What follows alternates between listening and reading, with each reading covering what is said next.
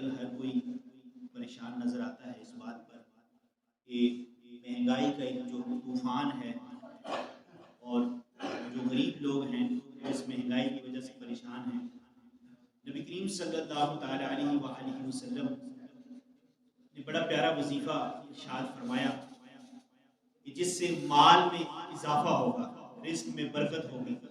اب مال ایک طرح سے اچھا بھی ہے اور ایک طرح سے برا بھی ہے، نیت پر ڈیپینڈ کرتا ہے کہ مال بڑھانے کی نیت کیا ہے. مال بڑھانے کی نیت اگر یہ ہے کہ بیوی بچوں کی اچھی پرورش ہوگی، اچھا رہن سہن ہوگا، یا اس مال کے ذریعے میں کسی کا محتاج نہیں ہوگا، مشکل وقت میں میری مدد ہوگی، پریشانی آئے گی تو پیسہ ہوگا تو اس پیسے سے میں اس اپنی پریشانی کو دور کر سکوں گا، محتاجی سے بچوں گا، سوال کرنے سے بچوں گا اور اللہ کی راہ میں خرچ کروں گا. یہ کچھ اچھی نیتیں ہیں. کچھ یہ ہے کہ مال کی محبت میں مبتلا ہو گیا تو گناہوں کی طرف بڑھوں گا، گناہ بڑھ جائیں گے. اور مال کی محبت میں گرفتار ہونے کی وجہ سے بندہ جو ہے وہ بعض اوقات دائرہ اسلام سے ہی خارج ہو جاتا ہے. اللہ پاک سے ہمیں عافیت کا سوال کرتے رہنا چاہیے.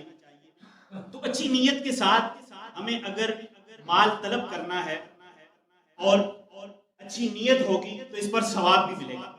جیسا کہ میں نے کہا کہ اللہ کی راہ میں خرچ کرنا، اللہ کی راہ میں خرچ، مال ہوگا تو خرچ کریں گے. دل تو کرتا ہے کہ مسجد بنا دیں، مدرسہ بنا دیں، غریبوں کی مدد کر دیں، سید زادے ہیں ان کی مدد کر دیں، پڑوسی غریب ہے اس کی مدد کر دیں، اپنے گھر میں اپنے خاندان کے افراد میں کوئی غریب ہیں ان کا گزر بسر اچھا نہیں ہو رہا ان پر خرچ کر دیں. اب مال ہو تو میں خرچ کروں، یہ نیت رکھ کر اگر مال کی طلب کریں اور جائز طریقے کے ساتھ کریں، کیونکہ حلال مال کمانا یہ بھی ثواب ہے. رزق حلال کی جستجو، رزق حلال کی تلاش، اس کے لیے نکلنا یہ بھی کار ثواب ہے. جیسا کہ قرآن مجید فرقان حمید کے اندر اللہ پاک نے ارشاد فرمایا، ترجمہ قرآن کنز الایمان، بس جب تم جمعہ کی نماز ادا کر لو فانتشروا، تو پھیل جاؤ زمین میں. اس لیے تجارت کے لیے، اپنے رزق حلال کے لیے تو نماز کی ادائیگی یہ ضروری ہے، نماز پڑھنی ہے اور نماز کے ساتھ ساتھ رزق حلال کی تلاش میں نکلنا، رزق حلال کے لیے کوشش کرنا، یہ بھی کار ثواب ہے. تو آقا صلی اللہ تعالی علیہ وآلہ وسلم کے پاس ایک صحابی حاضر ہوتے ہیں، عرض کرتے ہیں یا رسول اللہ صلی اللہ تعالی علیہ وآلہ وسلم، مال کی کمی ہے اور مالدار ہونا چاہتا ہوں تاکہ مال کے ذریعے دوسروں کی مدد کر سکوں.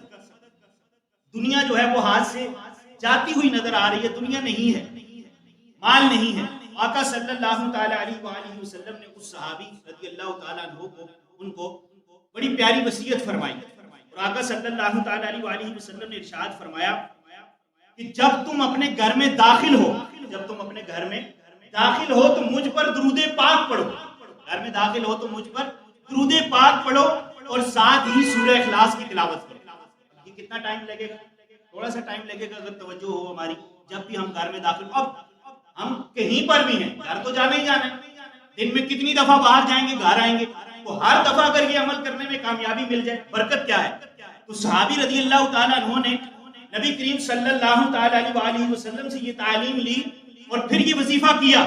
کچھ دنوں بعد پھر حضور کی بارگاہ میں حاضر ہوئے اور عرض کرتے ہیں یا رسول اللہ صلی اللہ تعالی علیہ وآلہ وسلم، اللہ نے مجھے اتنا مال عطا فرمایا کہ اب میں اوروں کو دینے والا ہو گیا.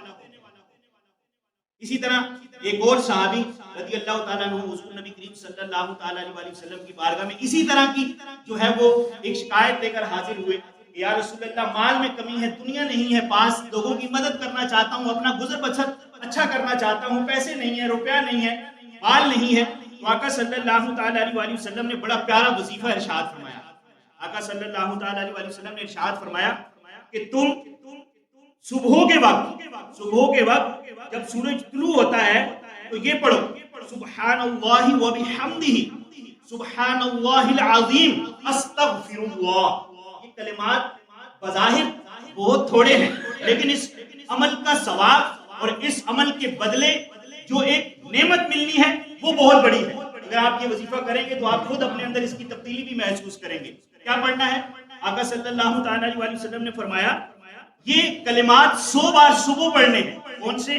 سبحان اللہ، آپ بھی پڑھیں، سبحان اللہ वबिहम्दिही सुब्हानल्लाहिल अज़ीम अस्तगफिरुल्लाह। ये 100 टाइम रोजाना पढ़े। अब वो सहाबी ये अमल करने लगे और चंद दिनों बाद हुजूर की बारगाह में हाजिर हुए तो अर्ज किए, या रसूल अल्लाह, मेरे पास तो माल ऐसे आने लगा कि अब मैं इस माल के जरिए दूसरों की भी मदद करने लगा हूं। अल्लाह ने मुझे इतना माल अता फरमाया। तो ये वो चीजें हैं, थोड़ी छोटी छोटी हमें बज़ाहिर जो है वो ये आमाल नजर आते हैं, लेकिन इनका काम बहुत बड़ा है। बज़ाहिर 100 टाइम सुब्हानल्लाह व बिहम्दिही सुब्हानल्लाहिल अज़ीम अस्तगफिरुल्लाह ये पढ़ना जो है ये बहुत आसान है। तो हम अगर इस अमल को करने में कामयाब हो जाएंगे तो अल्लाह की रहमत से आज जो परेशानी है, आज जो एक हमें गिला और शिकवा और शिकायत नजर आती है, हर घर का यही रोना हमें नजर आता है कि बचता कुछ नहीं है, कमाते वही हैं, खाते भी वही हैं, लेकिन अब बच नहीं रहा। अब पता ही नहीं चलता कि कैसे पूरी करनी है। महंगाई सुबह और रेट है, शाम को और रेट है। घंटे बाद जाएं दुकानदार से पूछे तो चीजों की रेट में तब्दीली आ गई, महंगाई बढ़ गई, पेट्रोल की फ्यूल जो है ये बढ़ते चला जा रहा है, रुकने का नाम ही नहीं है किसी जगह पर किसी चीज का। तो अब इस परेशानी के आलम में हमने क्या करना है? अल्लाह का शुक्र अदा करना है। क्या अदा करना है? अल्लाह का शुक्र अदा करना है कि मालिक तू ही देने वाला है, ऐ रब तू ही रिज़्क़ अता फरमाता है, किसी भूखे को तू पेट भर के खाना खिलाता है वो तू ही है। या अल्लाह तू ही जो है वो हर कुछ अता फरमाने वाला है। कोई बंदा भूखा नहीं सोता रात को। वमा मिन दाब्बतिन, ये जो आयत करीमा है कि अल्लाह पाक ने जमीन पर हर जानदार के रिज़्क़ का जिम्मा लिए हुए है। रिज़्क़ का जिम्मा बंदों के जिम्मे नहीं है। हमें जो है वो किसी बंदे की हाजत नहीं है रिज़्क़ के लिए कि हम दर दर की ठोकरें खाएं। रिज़्क़ का जिम्मा अल्लाह के यहाँ है और अल्लाह रिज़्क़ अता फरमा रहा है। कोई भी भूखा नहीं सोता। तो अल्लाह पाक की बारगाह में हमें जो है वो ये सवाल करना चाहिए कि अल्लाह अपने सिवा किसी का मोहताज न